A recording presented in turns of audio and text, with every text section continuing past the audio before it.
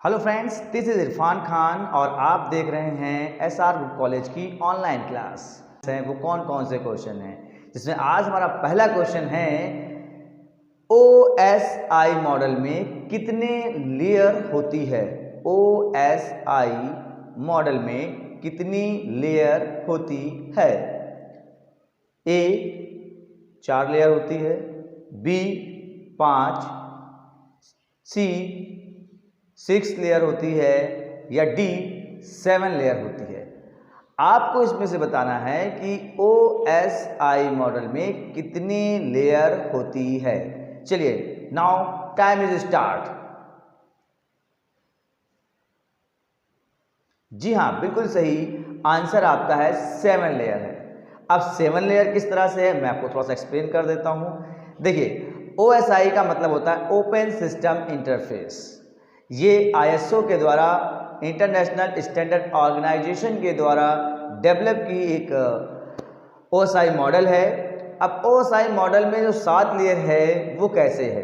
देखिए, 7वीं लेयर किस तरह से होती है। अक्सर रिसीविंग के तरफ से डेटा को देखा जाता है। देखिए, अगर हम किसी चीज़ को सेंडिंग कर रहे हैं, फॉर एग्जांपल मैं आपको एक मेल सेंड कर रहा हूँ। मेल सेंड कर रहा हूँ मतलब सबसे पहले मैंने एप्लीकेशन लेयर पे काम किया, फिर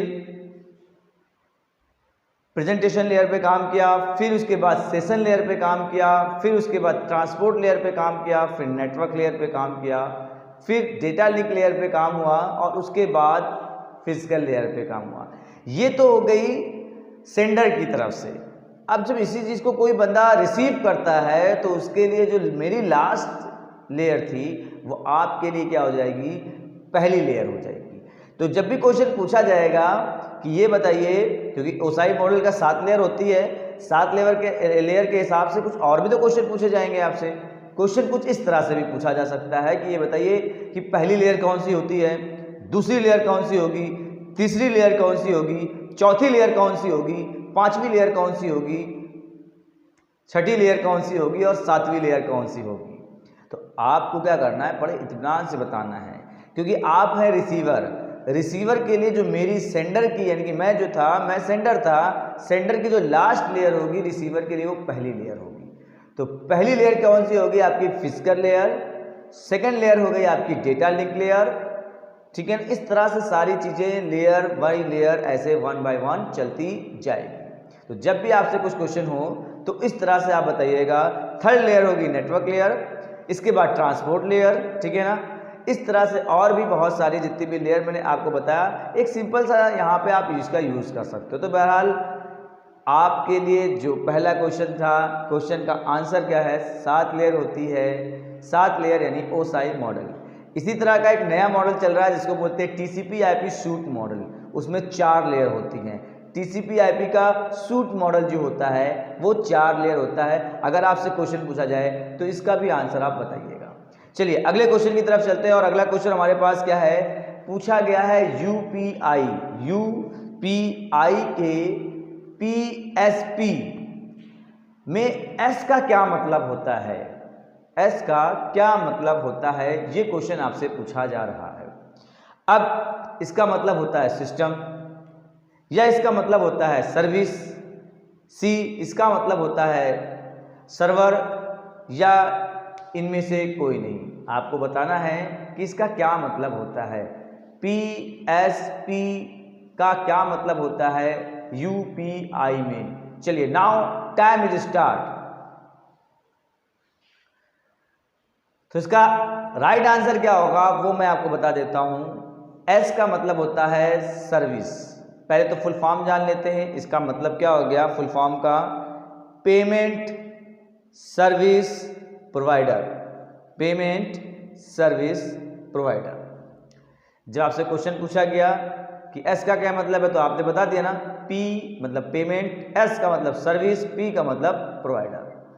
तो आपका आंसर पता चल गया होगा। इसका राइट आंसर क्या होगा, सर्विस। अब एक क्वेश्चन आपसे और पूछा जाता है कि UPI का फुल फॉर्म क्या होता है।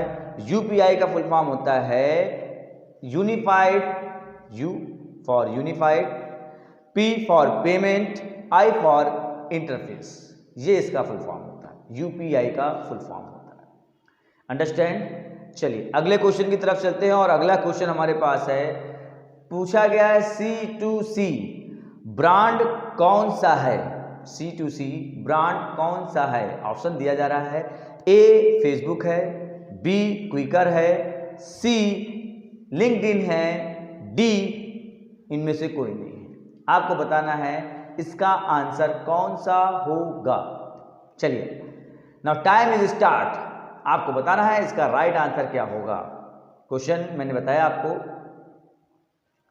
तो जी हाँ, इसका राइट आंसर होगा क्विकर। C2C का मतलब क्या होता है? आजकल आपने देखा होगा B2B business to business, B2C business to consumer, C2C consumer to consumer. देखिए आज फेसबुक आप देख रहे हो, अमेजॉन, ये बिजनेस टू कंज्यूमर होता है, B2B बिजनेस टू बिजनेस और C2C consumer to consumer. OLX पे आप कोई चीज़ डालते हैं, आप डालते हो मतलब आप कंज्यूमर हो, अगला परचेस करने वाला भी क्या है? कंज्यूमर है। क्विकर में भी आप डाल सकते हैं, आप क्या हो? कंज्यूमर हो और अगला भी क्या है? कंज्यूमर है। तो C2C प्लान किस में आता है? क्विकर हो सकता है, OLX हो सकता है, अमेजॉन B2C है, फ्लिपकार्ट B2C है। तो आपसे अगर इस तरह का क्वेश्चन पूछा जाए तो आप यहाँ पे इसका राइट आंसर क्या बताएंगे? क्विकर। इसका राइट आंसर है क्विकर। चलिए अगले क्वेश्चन की तरफ चलते हैं और अगला क्वेश्चन हमारा कहता है, नेटवर्किंग में हार्डवेयर और फिजिकल एड्रेस को किस रूप में जाना जाता है?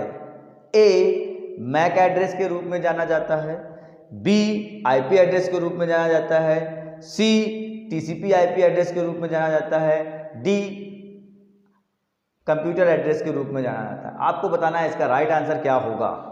चलिए नाउ टाइम स्टार्ट। आपका आंसर तुरंत आना चाहिए कि इसका आंसर क्या होगा।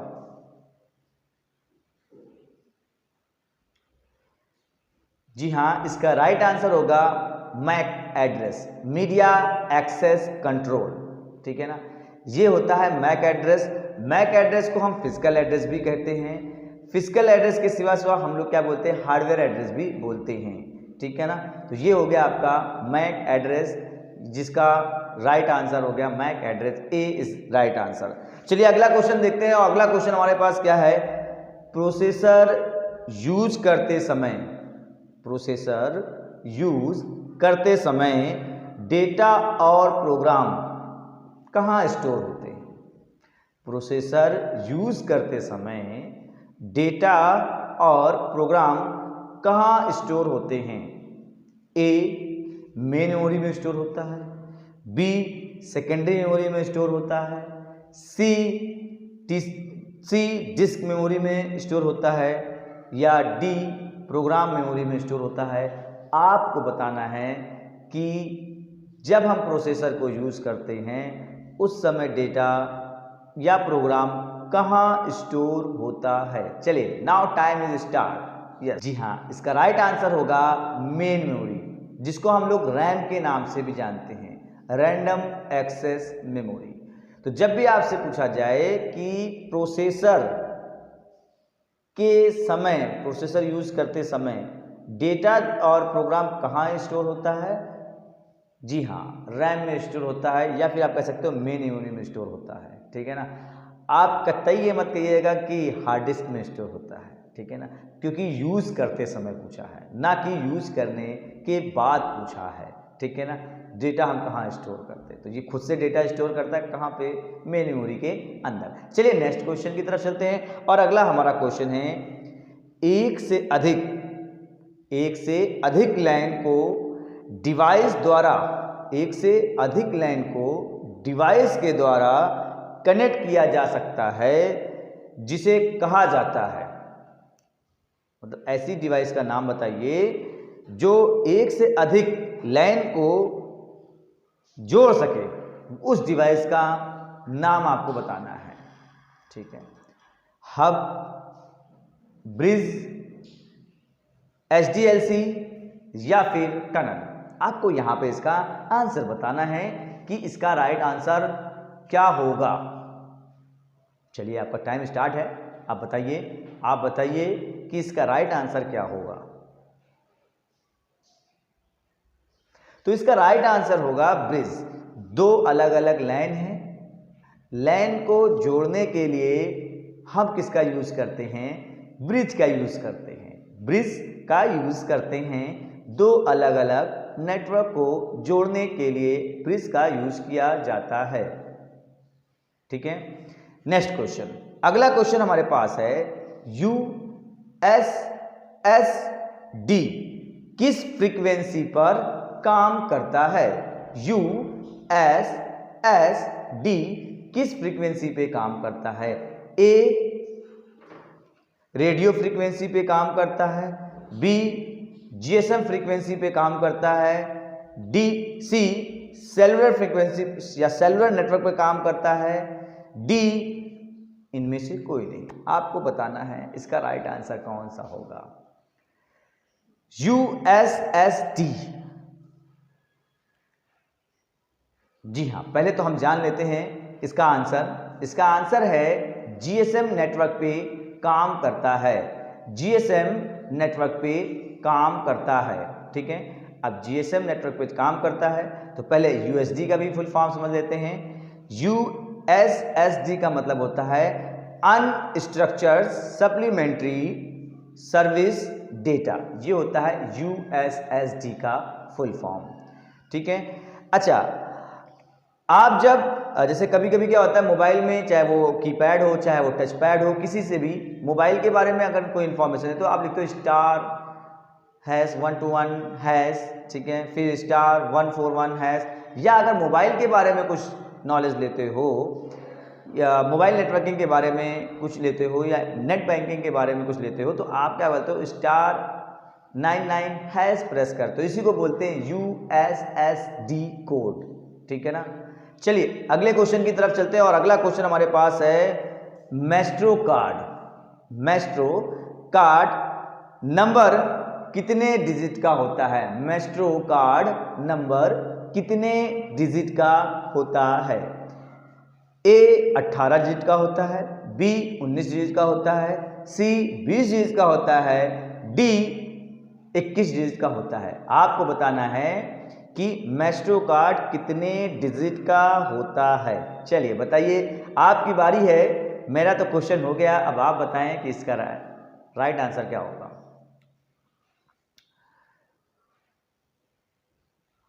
चलिए मैं आपको बताता हूं इसका राइट आंसर क्या होगा। इसका राइट आंसर होगा 19, यानी बी इसका राइट आंसर है 19। अब ये 19 कैसे, मैं आपको बताता हूं। आपने डेबिट कार्ड यूज किया है जिसको आप एटीएम कार्ड कहते हैं, वो कितने अंकों का होता है? वो होता है 16 अंकों का। और आपका सीवीवी कार्ड, सीवीवी नंबर कितने अंकों का होता है? 3 नंबर का। ठीक है, 3 नंबर का आपका सीवीवी नंबर होता है। सीवीवी का फुल फॉर्म भी आपसे पूछा जाता है, तो आप बताइएगा कार्ड वेरिफिकेशन वैल्यू। ठीक है, अब सीवीवी जो है ये 3 डिजिट का होगा तो 16, 3 कितने हो गए? 19। तो मास्टर कार्ड हमेशा क्या होता है?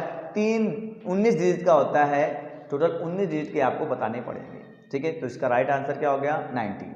चलिए अगले क्वेश्चन की तरफ चलते हैं और अगला क्वेश्चन कह रहा है goal of information security. Goal of information security, इसका क्या मतलब हो गया? गोल ऑफ इंफॉर्मेशन सिक्योरिटी जो है, पहला ऑप्शन इसमें दिया गया है कि प्रिवेंशन, दूसरा डिटेक्शन, तीसरा रिस्पॉन्स और चौथा ऑप्शन है all of the above. Goals of security, goals of security जो है ये तीनों ऑप्शन इसमें इंक्लूडेड होते हैं। आपका प्रिवेंशन भी होगा, डिटेक्शन भी होगा और रिस्पॉन्स भी होगा। ये सारे ऑल ऑफ द अबव इसका राइट आंसर होगा। चलिए आगे देखते हैं अगला क्वेश्चन हमारा क्या है। अगला क्वेश्चन है OSI मॉडल में ट्रांसपोर्ट लेयर, नेटवर्क लेयर और किस लेयर के बीच में होती है? ट्रांसपोर्ट लेयर, नेटवर्क लेयर और किसके बीच में होती है? यानी कि आपसे पूछा जा रहा है जो ट्रांसपोर्ट लेयर है वो नेटवर्क लेयर और किसके बीच में होती है? ए प्रेजेंटेशन के बीच में होती है, बी एप्लीकेशन के बीच में होती है, सी डेटा लिंक लेयर के बीच में होती है या डी सेशन लेयर के बीच में होती है। आपको अभी पहले ही क्वेश्चन में मैंने बताया था OSI मॉडल के बारे में। तो बहरहाल मैं आपको इसका आंसर बता देता हूं। इसका आंसर होगा सेशन लेयर। सेशन लेयर और नेटवर्क लेयर के बीच में ट्रांसपोर्ट लेयर पाई जाती है। सेशन लेयर और नेटवर्क लेयर के बीच में सेशन लेयर पाई जाती है। चलिए अगले क्वेश्चन की तरफ चलते हैं और अगला क्वेश्चन देखते हैं इसका क्या है। अगला क्वेश्चन पूछा गया है, दो अलग अलग लाइन को आपस में जोड़ने के लिए किस या टेक्नोलॉजी कह सकते हैं, किस टेक्नोलॉजी या कैसे जोड़ा जाता है? बाय हब के थ्रू जोड़ा जाता है, बाय ब्रिज के थ्रू जोड़ा जाता है, बाय HDFLC के थ्रू जोड़ा जाता है या टनल के थ्रू जोड़ा जाता है। बहरहाल ये भी क्वेश्चन एक बार आ चुका है, बस क्वेश्चन को थोड़ा सा दूसरे तरीके से पूछा गया है। इसका आंसर भी अभी भी वही है जो पहले वाले का था, ब्रिज। दो अलग अलग लाइन को जोड़ना हो तो हम किसका यूज करते हैं? ब्रिज का यूज करते हैं। चलिए अगले क्वेश्चन की तरफ चलते हैं और अगला क्वेश्चन हम देखते हैं। अगला क्वेश्चन हमारा क्या है? अगला क्वेश्चन हमारा है लाइनेक्स से। तो लाइनेक्स इंस्टॉलेशन पूछ रहा है, लाइनेक्स इंस्टॉलेशन बूट फ्लॉपी बनाने के लिए, लाइनेक्स इंस्टॉलेशन बूट फ्लॉपी बनाने के लिए निम्न में से किस कमांड का प्रयोग किया जाता है? चलिए बताइए। A MK boot disk, B boot FE disk, C WW and raw write, D DD and raw write. आपको बताना है इसका आंसर कि जब हम लाइनेक्स इंस्टॉलेशन बूट फ्लॉपी करते हैं तो उस समय किस कमांड का यूज किया जाता है? डी ऑप्शन इसका राइट है। DD एंड रा राइट का यूज किया जाता है। चलिए अगला क्वेश्चन देखते हैं। अगला क्वेश्चन है, सभी सरकारी सेवाओं के लिए सिंगल पॉइंट की सुविधा, सिंगल पॉइंट की सुविधा के लिए एक सामान्य और एक या आप कह सकते हो यूनिफाइड, सामान्य और या कह सकते हो कॉमन एंड यूनिफाइड प्लेटफॉर्म कौन सा है? आपको बताना है सभी सरकारी सेवाओं के लिए सिंगल पॉइंट की सुविधा जो सामान्य और यूनिफाइड प्लेटफॉर्म प्रदान करता है वो कौन है? CRIS है, उमंग है, फिर आप कह सकते हो प्रगति है या फिर भीम है। आपको बताना है इसका राइट आंसर। जी हाँ, इसका राइट आंसर है उमंग। उमंग एक ऐसा ऐप है जितनी भी सरकारी सेवाएं हैं उन सारी चीजों का सुविधा आप यहां से ले सकते हैं। चलिए अगले क्वेश्चन की तरफ चलते हैं और अगला क्वेश्चन कहता है, कौन सा TCP/IP प्रोटोकॉल यूज किया जाता है रिमोट टर्मिनल कनेक्शन के लिए? तो A आपका आता है UDP, B आपसे पूछा जा रहा है RARP, C FTP और D आपसे पूछा जा रहा है टेलनेट। तो आपको बताना है इसका राइट आंसर क्या होगा। जी हाँ, इसका राइट आंसर है D Telnet, telecommunication network. Telnet का मतलब होता है टेली कम्युनिकेशन नेटवर्क। इसके द्वारा हम क्या कर सकते हैं? रिमोटली एक्सेस कर सकते हैं किसी भी कंप्यूटर को या किसी भी सर्विस को। तो यहाँ पे आप यूज कर